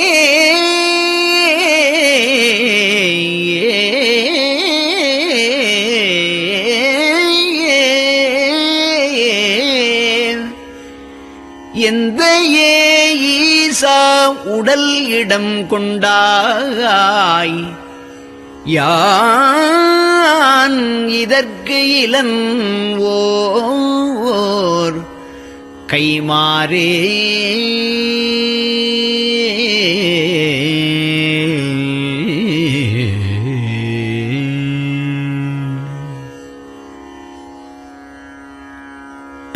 அன்னநடையாறு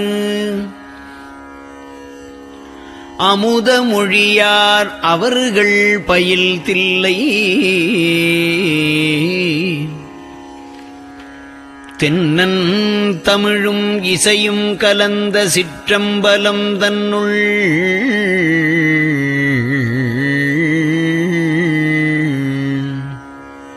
பொன்னும் மணியும் நிறந்த தலத்து புலித்தோல் பியர்க்கிட்டு மின்னின் இடையாள் உமையாள்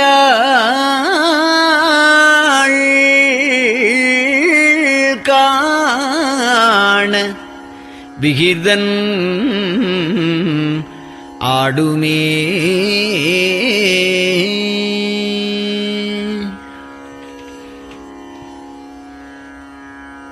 நெட்டையிலாவுடல் நீத்து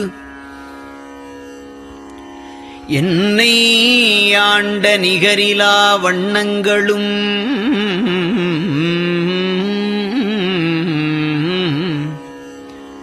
சிட்டன் சிவனடியாரை சீராட்டும் திறங்களுமே சிந்தித்து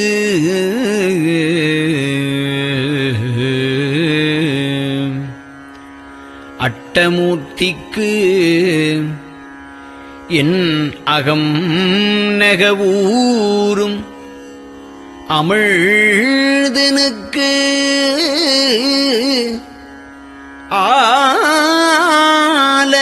ஆலநீழற்பட்டனுக்கு என்னை தன்பாற்படுத்தானுக்கே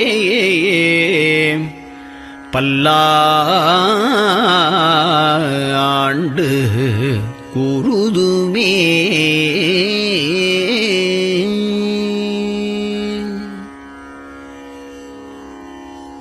நெஞ்சம்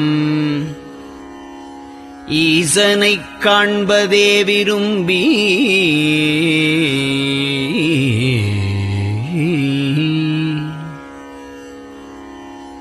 நிரந்தரம் திருவாக்கினில் நிகழ்வது அஞ்செழுத்துமே ஆக ஆளுடைய அம்மை செம்மலர் கைகுவித்து அருளி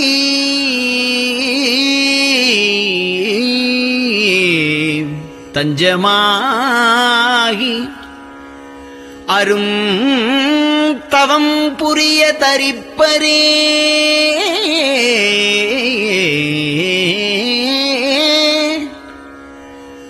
அவள்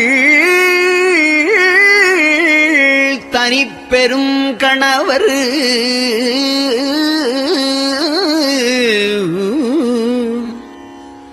வஞ்சம் நீக்கிய மாவின் மூலத்து வந்து தோன்றினார் மலைமகள் காண.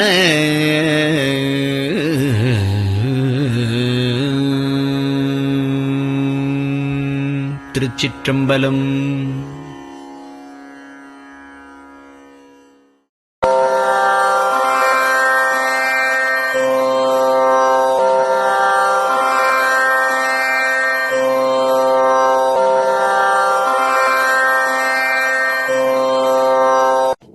பெரியவா சரணம். பெரியவா வானொலியின் காலை நிகழ்ச்சிகள் இத்துடன் நிறைவடைகின்றன. எமது அடுத்த ஒளிபரப்பு இன்று மாலை இந்திய நேரப்படி 6 மணிக்கு துவங்கும். பெரியவா சரணம்.